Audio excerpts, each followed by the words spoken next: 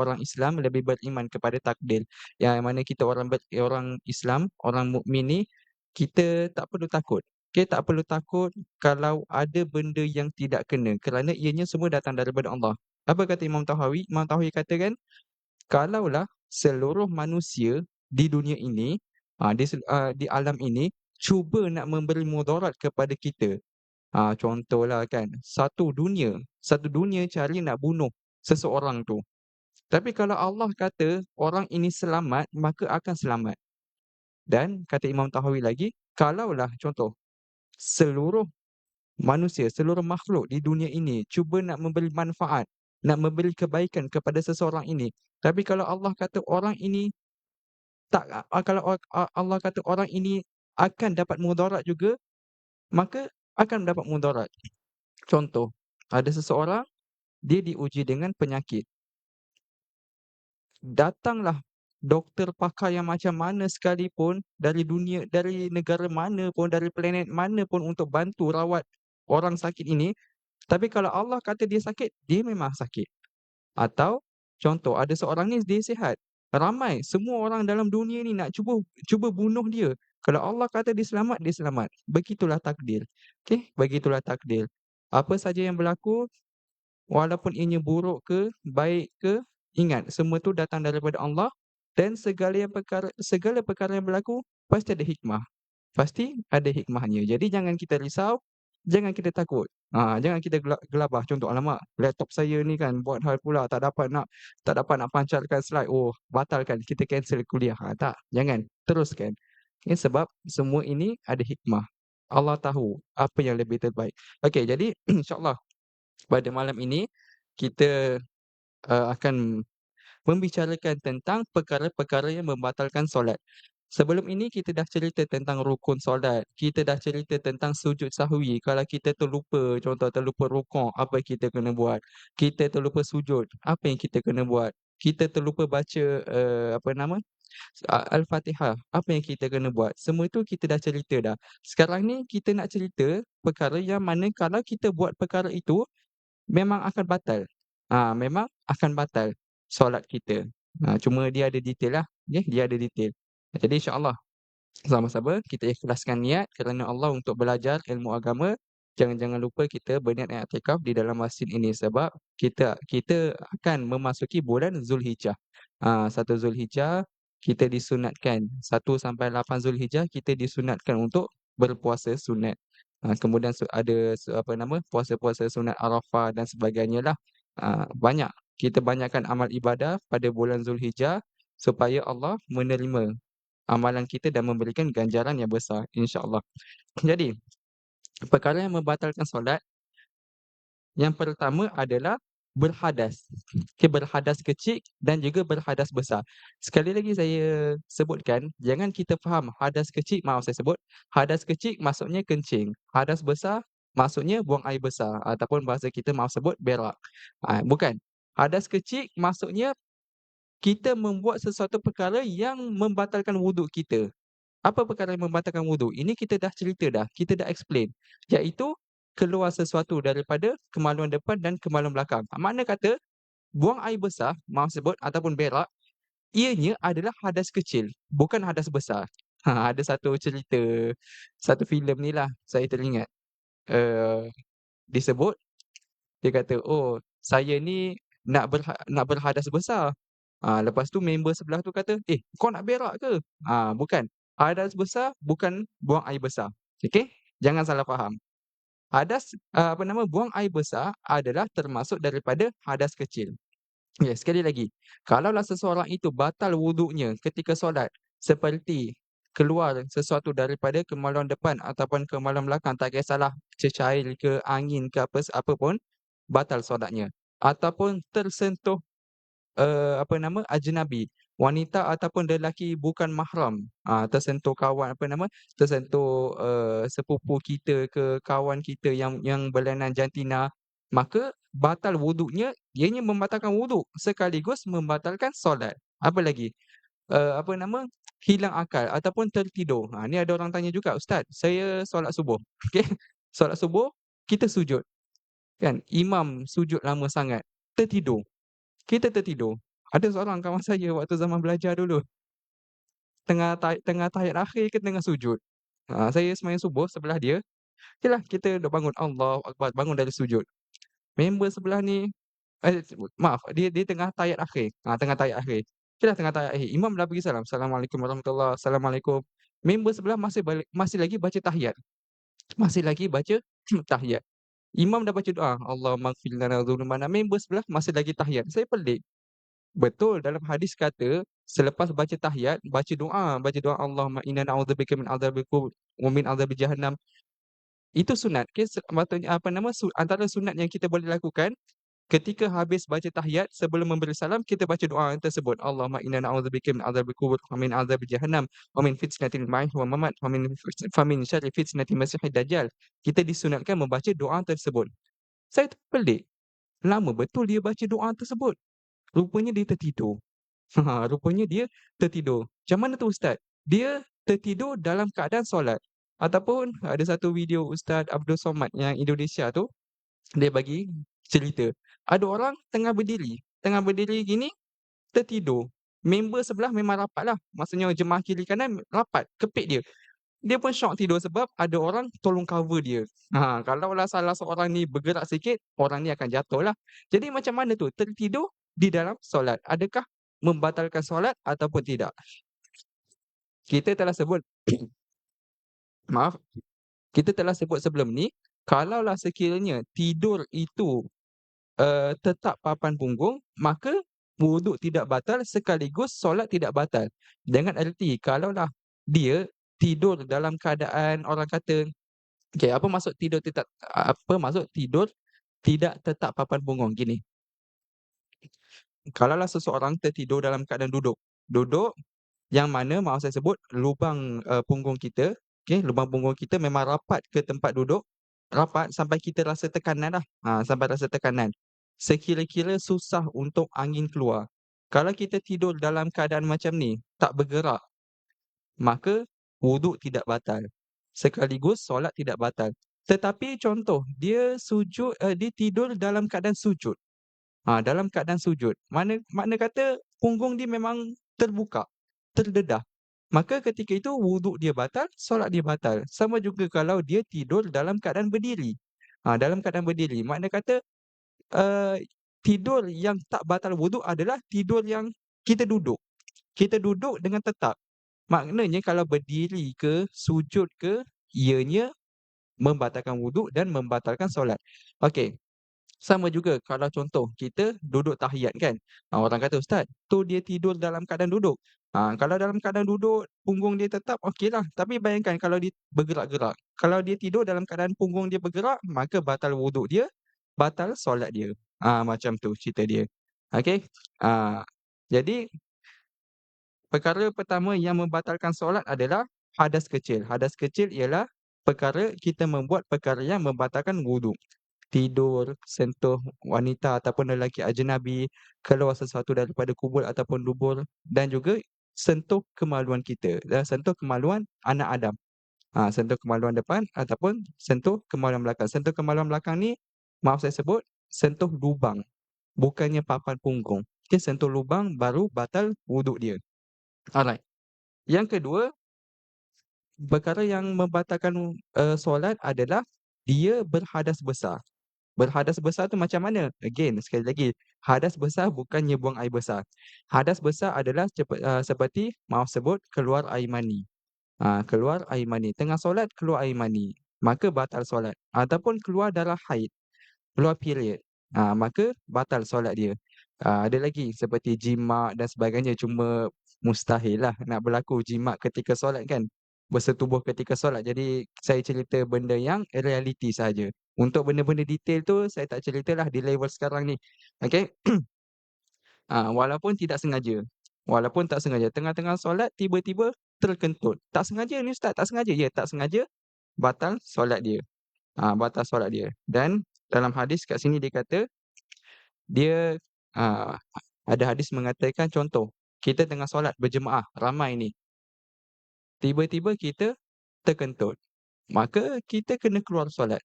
Kita kena keluar solat sebab kalau kita teruskan solat sekalipun tak sah. tidak sah dan juga kalau kita teruskan dengan niat nak bermain-main maka hukumnya haram. Maka memang kita kena keluar daripada jemaah. Dalam hadis mengatakan, Nabi kata, tutup hidung. Kita tutup hidung, kita pusing belakang, kita keluar. Kenapa tu? Sebab nak apa nama, kita kata nak sebagai mengisyaratkan. Macam ni, macam contoh, kita malu kalau kita nak keluar daripada solat kan. Jadi kita tutup hidung. Makna kata kita macam seolah-olah, oh ada darah keluar. Darah keluar daripada hidung. Kita berpura-pura lah kat situ. Wallahualam lah apa nama, kita kata dalam hadis mengatakan tutup hidung. Tapi tentang berlakon, tentang darah keluar ke apa semua tu, itu saya mendengar daripada apa nama, asatizah lah. Tak ada, saya wallahualam tentang adakah ianya disebut di dalam hadis ataupun tidak, wallahualam. Cuma dalam hadis memang ada sebut, dalam kitab pun dia kata nak keluar daripada solat tu tutup hidung. Pusing belakang, tutup hidung dan keluar. Wajib ke ustaz? Tak wajib pun. Tak wajib. Mana kata kalau kita terbatal solat kita, kita nak keluar begitu sahaja tanpa tutup hidung pun tak ada masalah. Tiada masalah, cuma seganlah. Seganlah orang belakang tahu, oh kau kentutnya gitu. Seganlah. Alright. Okey. Itu yang pertama, iaitu keluar hadas. Yang kedua adalah terkena najis. Seperti yang kita katakan, antara syarat sah solat adalah suci najis daripada badan kita, pakaian kita dan juga tempat solat. Tempat solat ni macam mana tuan-tuan? Mana kata tempat yang kita berpijak. Contoh, kita sujud. Kita sujud tapi ada najis dekat bawah. Dekat apa nama? Bertentang dengan dada kita lah. Tapi tak kena pun. Najis tu tak kena dengan dada kita. Sah tak solat? Sah. Cuma hukumnya makruh. Makruh sebab kita solat berdekatan dengan najis. Begitu. Selagi tidak kena najis pada badan kita, pakaian kita, maka solat kita sah. Okey, tiba-tiba najis terjatuh. Kita duk solat gini, cicak, pum, belak atas kita. Macam mana tu kan? Okey, jadi kat sini, lihat. Kalaulah najis tersebut tidak dimaafkan. Okey, najis tersebut tidak dimaaf. Apa contoh najis dimaaf, tuan-tuan? Najis yang dimaaf adalah seperti bangkai yang mana darah dia tidak mengalir.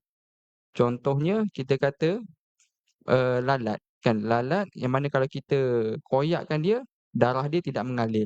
Dan banyaklah perbahasan tentang najis-najis dimaafkan, perbahasannya sangat luas. Kita boleh lihat dalam kitab, ada satu kitab ni dikarang oleh Ibnu Hajar tak silap saya. Dia cerita tentang najis-najis yang dimaaf. Panjanglah cerita dia. Tapi saya tak nak cerita panjang-panjang tersebut. Di sini saya nak menceritakan kalaulah jatuh najis yang tidak dimaafkan seperti tai cicak ke ataupun apa nama, kita tengah solat baru perasan baju kita terkena air kencing kita tadi. Okey. Jadi kat sini apa yang kita kena buat, apa yang kita boleh buat, saya ambil contoh cicak ya, senang sikit. Kalaulah jatuh najis tai cicak itu, kita wajib buang dengan segera. Wajib buang dengan segera tanpa mengangkat ataupun menanggung najis tersebut. Macam mana nak buat contoh? Sekejap. Contoh Okey. Contoh, ni najis. Nampak Ini najis. Jatuh dekat pakaian kita. Jatuh dekat pakaian kita. Kita tidak boleh angkat, buang. Tak boleh. Apa yang kita kena buat, Ustaz?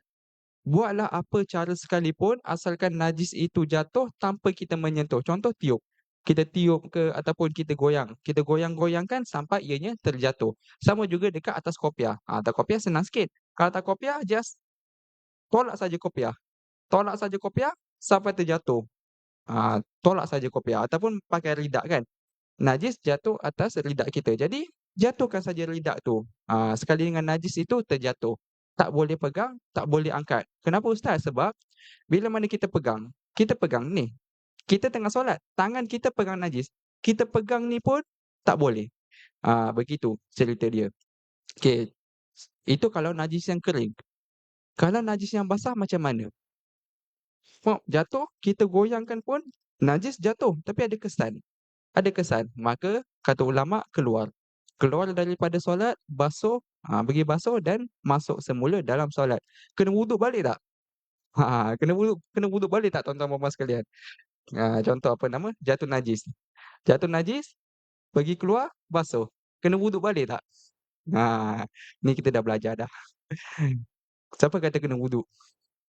Siapa kata tak? Siapa kata tak tahu? Okey, tak tak perlu berwuduk. Tak perlu berwuduk sebab jatuh najis tidak membatalkan wuduk, cuma ianya membatalkan solat. Begitu cerita dia. Okey, uh,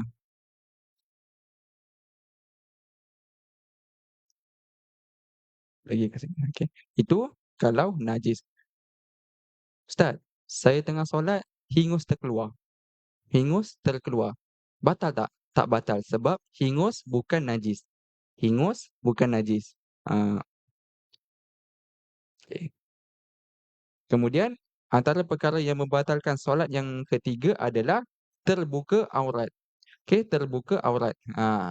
Apabila aurat kita terbuka, kita wajib tutup dengan segera. Tutup dengan segera. Contoh, angin kuat sangat kan, kita solat bawah kipas. Solat bawah kipas, baju kita pula jenis senang terbang. Tiba-tiba angin tu tertolak sampai ternampak aurat kita. Ataupun perempuan lah. Perempuan mungkinlah kot. Yang kalau lelaki ni susah sikit lah sebab aurat kita pusat hingga lutut je. Kalau wanita tu mungkin susah sikit sebab kalau terangkat sikit je, nampak lengan, nampak apa nama, lengan ni, nampak apa nama, belah leher dan sebagainya. Jadi apa yang kita boleh buat, ketika itu kalaulah angin tolak dan kita punya pakaian terangkat, jangan gelabah. Yang pertama jangan gelabah sebab kita tutup cepat-cepat. Tutup cepat-cepat, settle masalah. Tapi kalau kita dah tahu, angin dah tolak dah.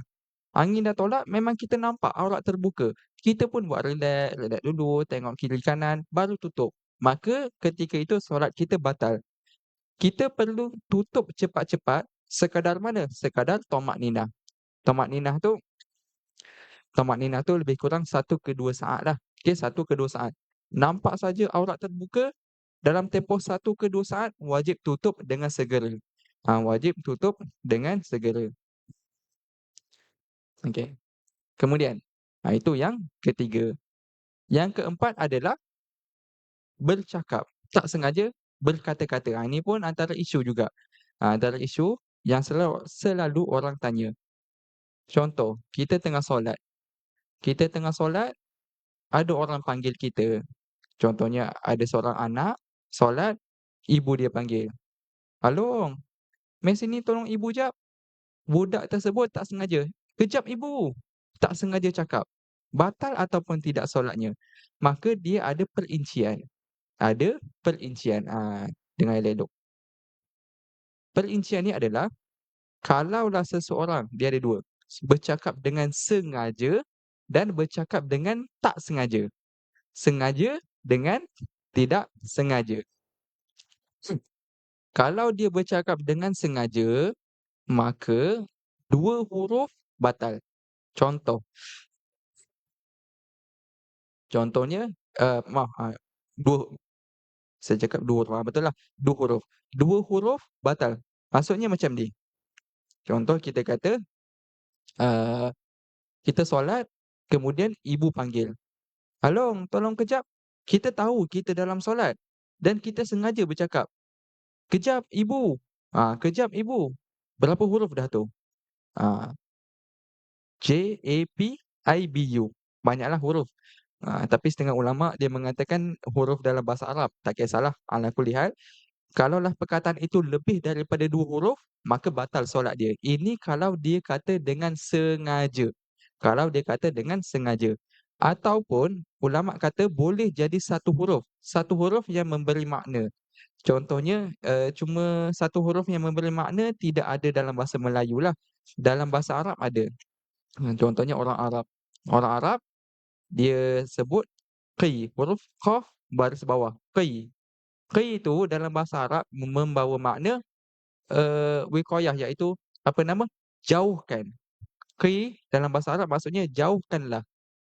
Gitu. Jadi kalaulah orang Arab dia sengaja sebut qi. 1 huruf je ustaz, 1 huruf. Tapi 1 huruf tu membawa makna. Maka solatnya batal. Kalau dah contoh, apa nama, perkataan itu huruf tu tak memberi makna, tak memberi makna. Contohnya ketawalah, okey ketawa, ketawa dalam solat. Sengaja, ni kita cakap sengaja ketawa dalam solat. Ha, ha, ha, ha, gitu. Ha, alif, ha, alif. Ha, alif. Itu saja dah membatalkan solat dia kalau dia sengaja ketawa sebab ha, alif, 2 huruf. Batal solat dia. Kalau okey itu sengaja. Kalau tidak sengaja, okey, kalau tidak sengaja, maka dimaafkan apa nama, setengah kitab mengatakan dimaafkan kurang daripada 6 kalimah. Ada kitab sebut kurang daripada 4 kalimah. Makna kata kalau dia tak sengaja cakap, okey, tak sengaja cakap, kita lihat berapa banyak kalimah dia, berapa perkataan dia. Kalau perkataan tersebut bawah daripada 6 perkataan, contoh dia tersebut, tak sengaja sebut 3 perkataan, maka tak batal. Tapi kalau dia sengaja sebut tapi ada 8 perkataan, maka batal solat dia. Okey, sekali lagi, tu best kalau sebenarnya kalau ada slide sebab saya boleh tunjuk peta minda tapi ala kulli hal tak apa. Gini, untuk kita katakan bahawa bercakap itu membatalkan solat, kita kena lihat sengaja ataupun tak sengaja. Kita cerita yang sengaja.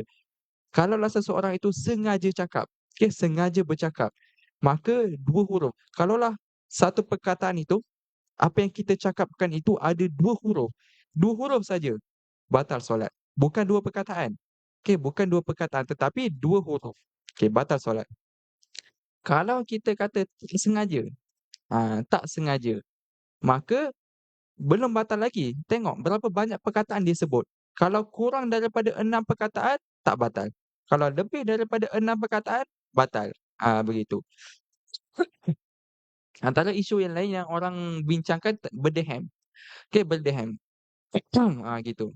Batal tak solat kita kalau kita berdehem? Berdehem tu sengajalah. Okey, kita solat, Bismillahirrahmanirrahim, Alhamdulillah, rasa macam something, kita berdehem. Batal ataupun tidak? Dalam kitab, macam kitab Hasyah Baijuri, dia kata, kalaulah kita berdehem pada bacaan yang wajib, bacaan yang rukun, seperti bacaan Al-Fatihah, bacaan tahiyat akhir, takbir, maka dimaafkan. Tak ada masalah. Ketika baca Fatihah, Bismillahirrahmanirrahim, Alhamdulillah, tiba-tiba rasa something dekat tekak. Kita kita berdehem. Tak batal. Tapi kalaulah perkara tersebut, apa nama, kalau kita berdehem pada selain bacaan yang wajib, contoh kita rukuk baca subhana rabbiyal azimi wa bihamdi. Bacaan tersebut adalah sunat dan kita berdehem ketika itu yang batal. Itu yang batal. Ataupun sujud subhana rabbiyal a'la wa bihamdi. Kita berdehem ketika itu, maka batal. Ah, jadi ustaz, macam mana ustaz rasa tekak ni ada something kan? Kita boleh saja apa nama, boleh sama ada yang pertama, kita ludahkan apa nama, kahak. Ustaz, ludahkan kahak, tak batal ke solat? Tak batal sebab kahak bukan najis. Cuma jangan ludah dekat kapet ni. Ludah dekat kita punya poket ke ataupun kita punya baju ke, begitu. Ah, alright. Apa lagi contohnya, eee, orang bersin. Orang bersin, acung, kita pun ucap yarhamkallah. Kita ucap yarhamkallah. Dalam kitab Hasyah Baijuri dia kata batal. Okey, batal. Melainkan kalau kita sebut yarhamhumullah. Tapi itu cerita detail lah berkaitan tentang bahasa Arab. Ala kulli hal tak payah. Jadi jangan. Mana kata kalau kita dengar orang bersin, kalau kita nak doakan dia, doakan dalam hati. Okey, doakan dalam hati. Yarhamkallah. Yarhamkallah tu apa maksud dia? Maksud dia, semoga Allah merahmati kamu. Jadi doa dalam hati. Doa dalam hati, semoga Allah merahmati kamu. Dapat pahala, insya-Allah. Sebab kita mendoakan orang. Walaupun dalam hati, insya-Allah ada pahala untuk kita. Begitu. Okey, itu berdehem dengan juga sebut yarhamkallah. Ah, Melainkan kalaulah kita kata percakapan itu ada kaitan tentang solat. Ada kaitan tentang solat. Contoh, imam tersilap. Imam tersalah, contohnya sepatutnya ketika tu patutnya rakaat yang keempat, yang terakhir. Tapi imam bangun rakaat yang kelima. Jadi kita boleh tegur, "Subhanallah." Subhanallah tu, kita kata macam seolah-olah kita bercakap benda yang di luar solat, tetapi sebenarnya bukan. Bila sebut subhanallah, kita menegur imam, perkara tersebut ataupun percakapan tersebut ianya berkaitan tentang solat. Berkaitan tentang solat ataupun amin, baca amin. Amin. Jadi kita kata percakapan-percakapan yang melibatkan solat itu dibenarkan. Ha, contoh, ada ular. Ni cerita guru kami Ustaz Muhadir, eee, tengah solat, lepas tu ular, contohlah ada ular naik belakang imam. Imam tu duk rasa, apa benda ni belakang aku ni, duk macam ni lah, macam ni macam ni. Makmum kat belakang terkejut, "Ish, ada ular." Nak cakap, "Tok Imam, ada ular." Batal pula solat. Batal pula solat dia kan. Jadi apa kena buat kan? Ataupun contoh, imam terbuka aurat. Dia sujud, imam terbuka aurat. Nak cakap ke? "Tok Imam, aurat terbuka." Apa dia kena buat? Maka ketika itu dia boleh saja, apa nama, kalau ular tadi tu dia batalkan solat, ambil je ular tu. Ambil ular, pergi buang. Cuma ada dalam mazhab, saya tak ingat mazhab apa, kata Ustaz Muhadir, boleh sebut perkataan, contoh ular, tapi jangan banyak. Satu perkataan saja, ular, itu saja. Tapi itu bukan mazhab Syafi'i lah. Okey, bukan mazhab Syafi'i. Jadi solusi dia, batalkan solat, ambil ular, pergi buang. Tak payah sebut ular, ular, ular kan gitu. Lagi best makmum kat belakang subhanallah, subhanallah, subhanallah. Imam tu pelik. Apa aku buat salah ni? Aku baca Fatihah, aku dah cukup rukun, dah cukup dah rakaat dah cukup dah. Apa duk subhanallah, subhanallah semua tu kan? Dia tak perasan rupanya ada ular kat belakang. Jangan buat gitulah.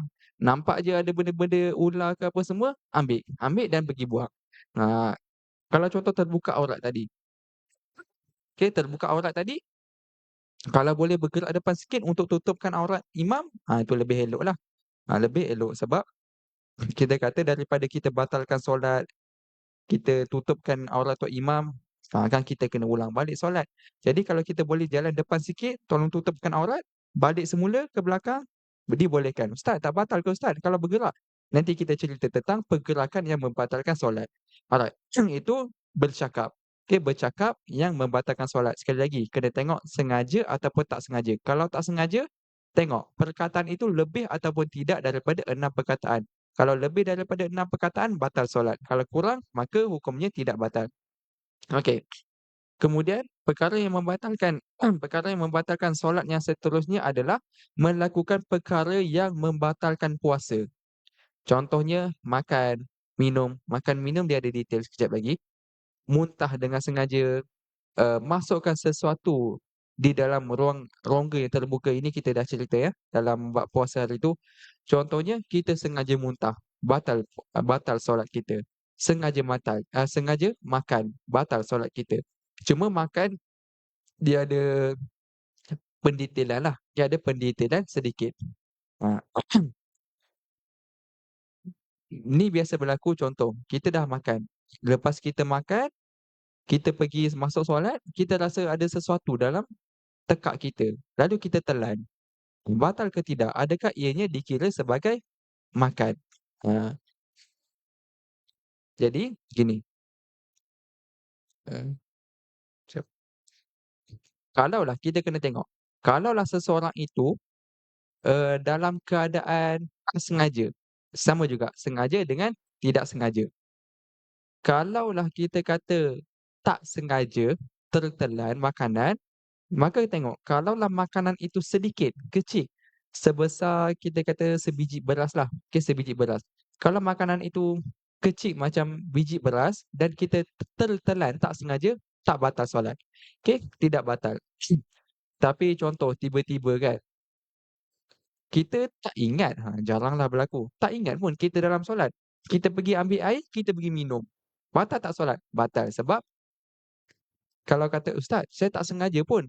Memang tak sengaja, tapi kita minum ataupun makan benda yang banyak, maka hukumnya batal solat kita. Okey. Kalau sengaja, kalau sengaja memang batal.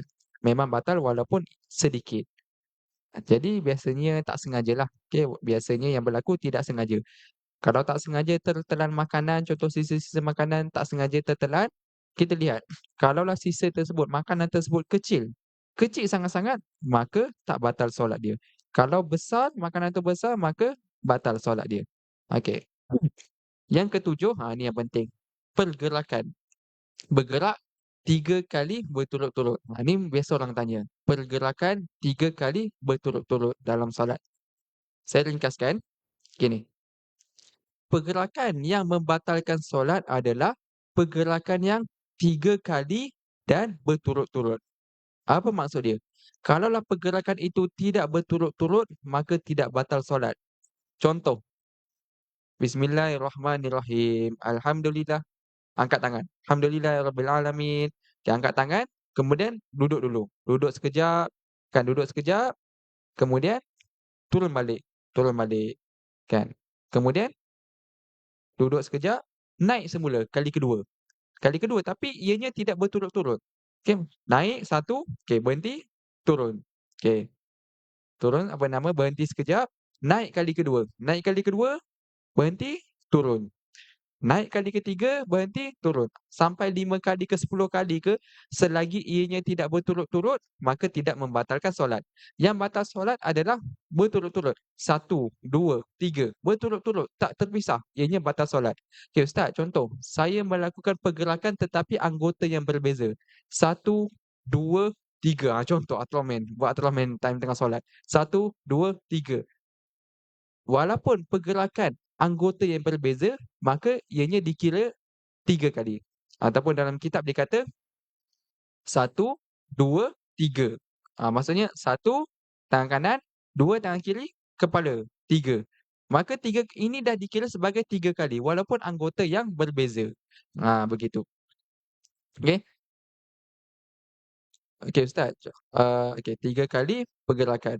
Ada pergerakan yang mana kita buat banyak kali tetapi tidak batal, iaitu pergerakan yang kecil. Pergerakan yang terlalu kecil seperti hujung jari. Contohnya menggaruklah. Kita gatal kat sini. Jadi kita angkat tangan. Angkat tangan ni kira pergerakan besarlah. Ni satu. Okey, duduk sini. Duduk sekejap, lepas tu garuk. Garuklah sampai 1000 kali pun. Sampai 1000 kali pun tak batal solat sebab ianya pergerakan yang terlalu kecil. Contoh lain, kedipan mata. Kedipan mata tak kisahlah banyak mana sekalipun tidak membatalkan solat. Kalaulah kedipan mata pun had dia 3 kali, sakit mata kita. Pergerakan lidah contohnya. Pergerakan lidah. Pergerakan lidah pun ianya adalah pergerakan yang kecil. Kalau kita bergerak banyak mana pun tidak membatalkan solat. Begitu. Ada satu perkara yang mana kalau kita buat satu kali je, sekali je batal solat, iaitu pergerakan yang terlalu besar. Jadi kat sini saya boleh bahagikanlah. Ada pergerakan yang kecil, pergerakan sederhana dengan pergerakan yang besar. Kalau pergerakan kecil macam saya kata tadi, tak batal solat walaupun banyak kali. Kalau pergerakan yang sederhana, maka kita kata contoh macam ni sederhana, kepala, kaki kan. Pergerakan yang sederhana. Maka yang batalnya adalah 3 kali berturut-turut. Kalau tidak berturut-turut, tidak batal. Ada satu perbuatan yang memang besar sangat-sangat. Contoh melompat. Dia melompat. Satu video Ustaz Azhar Idrus, dia kata, Ustaz Azhar Idrus dia ceritalah, ada seorang tok guru silat. Tok guru silat biasalah, dia ada refleks. Maksudnya macam ada lalat datang je, pop. Gitu. Maksudnya dia macam ada refleks lah. Ada benda lalu je, sop, tepis. Jadi dalam cerita tu dia kata, lalat hinggap dekat badan dia, kan. Lalat, lalu situ. Tok guru silat. Dia melompat, sepak. Dia sepak lalat tu. Sekali je, lompat sekali saja. Batal tak solat dia? Batal sebab ianya pergerakan yang terlalu besar. Pergerakan yang terlalu besar. Okey. Gitu. Kemudian, okey, ada orang tanya. Okey, sebelum tu, dalam kitab juga disebut pergerakan pergi dan balik tangan dikira sekali, bukan 2 kali. 1, 2. Ini dikira sekali. Contohnya 1, 2. Pergi balik dikira 1 kali. Ini untuk tangan. Untuk tangan. Untuk kaki tidak. Untuk kaki dia ada khilaf. Ada ulama kata pergi dan balik itu dikira 2 kali. Ada ulama kata pergi dan balik dikira satu kali. Tu khilaf lah. Ala kulli hal saya nak cerita tentang contoh soal imam terbuka aurat tadi ataupun depan saf kita ada ruangan kosong, kita nak pergi ke depan. Apa yang kita boleh buat? Senang saja. Jalan satu, dua. Okey, berhenti dulu. Satu, dua, berhenti. Jangan tambah lagi ketiga. Kalau tambah ketiga berturut-turut batal solat. Jadi satu, dua. Ni kaki kaki bukan tangan. Gerak tangan kaki kanan, kaki kiri. Berhenti dulu. Okey, kemudian gerak satu lagi langkah. Satu, dua. Ustaz, 4 kali dah Ustaz. Memang 4 kali tetapi tidak berturut-turut. Jadi ianya tidak batal solat. Maka kalau kita nak pergi ke depan, nak isi ruang kosong ataupun nak tolong tutup aurat tok imam tadi kan, maka gerak satu, dua. Okey, berhenti. Satu, dua. Masuk saf depan ataupun tolong tok imam tu. Ha, ada satu isu uh, berlaku juga di jamiah saya, universiti saya, ada orang soal, main telefon ketika solat. Ketika solat, main telefon ataupun main telefon tu berdoa sangat tak. Ni apa nama, baca Quran. Baca Quran melalui telefon. Ada seorang imam student lah dekat universiti saya dulu, dia terlupa ayat. Terlupa ayat Quran dia. Duk baca-baca terlupa. Lalu dia ambil handphone. Ambil handphone, buka ayat Quran dia. Batal ke tidak solat dia? Maka sama juga. Kalaulah pergerakan itu, okey, dia sekali berhenti. Kemudian digerakkan jari saja kan, gerakkan jari. Maka secara zahirnya tak batal lah. Okay, tak batal, cuma makruh. Cuma makruh lah solat dia. Tapi tak payahlah, mentang-mentang apa nama, boleh buka telefon, jangan main WhatsApp time solat. Main WhatsApp time solat, tengok Facebook time solat, janganlah. Kalau kita bermain-main, kalau kita bermain-main dalam solat, hukumnya haram dan batal solat. Okey? Tapi ni contoh ada sebab. Ada sebab. Contohnya ada orang call kan. Ada orang call, telefon dalam poket. Telefon dalam poket ataupun bukan orang call, alarm telefon berbunyi. Kita tak sengaja kunci alarm kan. Berbunyi alarm ataupun ada orang call. Jadi tangan kita ambil telefon, matikan. Ambil telefon dan kita matikan. Tak batal solat dia. Okey? Begitu cerita dia. Okey. Sekejap eh.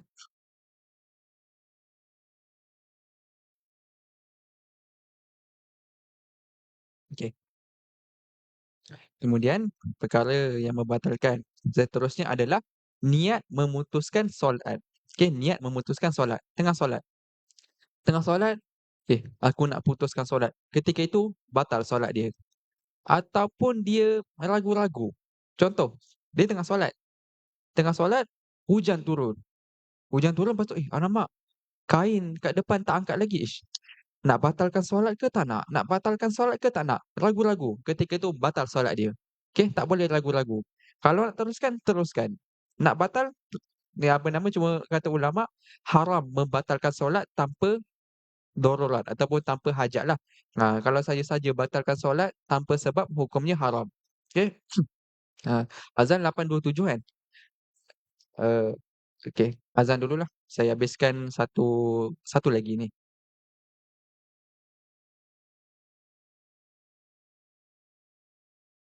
Azan dulu.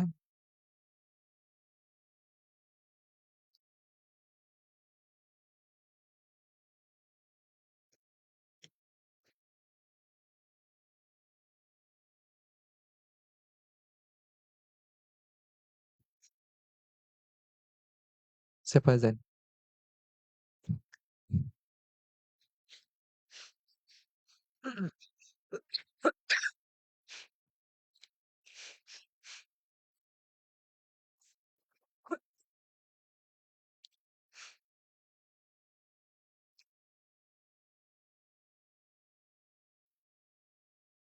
الله أكبر الله أكبر الله أكبر الله أكبر أشهد أن لا إله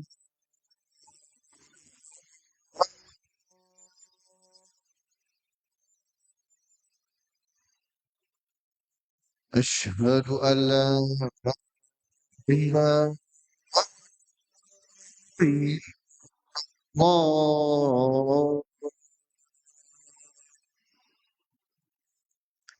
أشهد أن محمدا رسول الله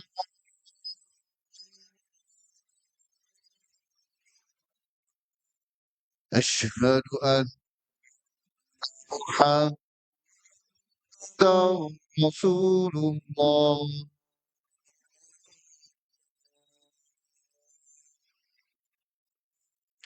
حي على الصلاة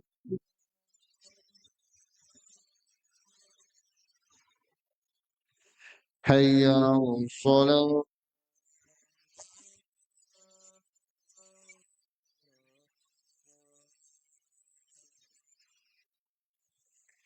حي على الفلاح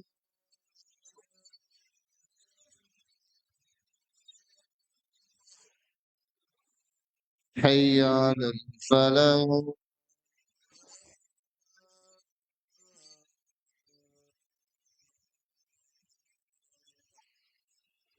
الله أكبر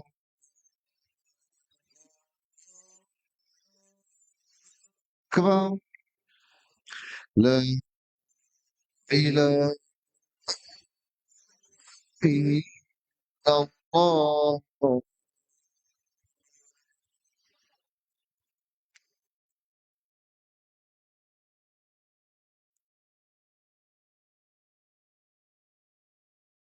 Yes. Yes. Bismillah. Okey. Okey, yang terakhir kita ulang semula, iaitu niat memutuskan solat. Seseorang berniat untuk memutuskan solat, maka ketika itu batal solat dia. Kalaulah seseorang itu ragu-ragu nak putuskan solat ke tak nak, nak putus ke tak nak, ketika itu batal solat dia. Contoh, tengah solat. Tengah solat tiba-tiba hujan. Rasa, ish, ada kain kat depan tu, nak angkat ke tak nak? Tapi tengah solat. Nak putuskan ke tak nak? Nak putuskan ke tak nak? Maka batal solat dia ketika itu. Kemudian menggantungkan niat. Gantungkan niat ni macam mana tuan-tuan? Contoh, sebelum kita solat, kita macam kita sidai kain. Sidai kain, nampak tapi rasa macam mendung. Macam mendung, macam ish, rasa macam nak hujan ni. Tak apalah, solat dulu. Masuk, solat dulu. Tapi kita rasa, ish, aku nak solat dulu ke ya? Lalu dia berniat macam ni. Aku solat je dulu. Aku solat. Tapi kalau hujan turun, aku batalkan solat. Maka tuan-tuan, ketika dia sebutkan itu, solatnya batal. Walaupun hujan tak turun lagi. Ataupun contoh, dia solat. Dia solat, dia kata, ini kalau bos aku telefon ni, solat aku batal. Walaupun telefon dia tidak berbunyi, dia sebut saja, dia gantungkan niat begitu, maka hukumnya batal solat dia. Solat ni kita kata antara benda yang tidak boleh bermain-main. Dia antara benda yang tak boleh main-main. Maknanya kata niat saja batal solat dia. Sama juga dengan bab akidah, bab iman. Kita berniat saja, na'udzubillah. Contohnya ala sabil tadris, kita niat, esok aku nak murtad. Ketika dia sebut itu saja, walaupun belum lagi esok, belum esok lagi, ketika dia sebut, jatuh iman dia, murtad dia ketika itu. Okey. Jadi, niat ni kena hati-hati. Berkaitan tentang solat, berkaitan tentang iman. Kalau yang lelaki berkaitan dengan talak. Main-main dengan talak, hati-hati. Takut-takut terjatuh talak dia. Okey. Jadi, ada masa lebih kurang 3 minit ni, saya nak ambil kesempatan bulan depan kemungkinan insya-Allah kemungkinanlah saya tak dapat berkuliah sebab saya dengan isteri saya akan menunaikan umrah. Jadi kemungkinan tak dapatlah nak buat kuliah pada bulan hadapan. Jadi minta doalah daripada para jemaah supaya dimudahkan segala urusan kami, urusan pergi, urusan berada di sana, kami dapat jalankan ibadah dengan baik, dengan elok, capailah tujuan kami dan kami pun balik di sini dalam keadaan selamat. Okey, insya-Allah doakan kami dan kami pun akan doakan para jemaah di sini di umrah nanti, awal bulan 6 insya-Allah. Okey, jadi doakan kami dan jangan lupalah 1 Zulhijjah sampai 8 Zulhijjah puasa sunat dan dah masuk bulan Zulhijjah ni banyakkan amal ibadah, puasa dan yang sesiapa yang nak berkorban, siapa nak berkorban, makruh untuk dia potong kuku. Makruh, bukan haram, makruh. Alright? Jadi itu saja. Ada soalan ke tentang kelas pengajian ni? Ya, ada soalan? Tak ada, eh? Jadi, ya insya-Allah kita tutup dengan bacaan selawat ada? Tak ada, eh? Allahumma shalli afdhala sholatin ala as'ad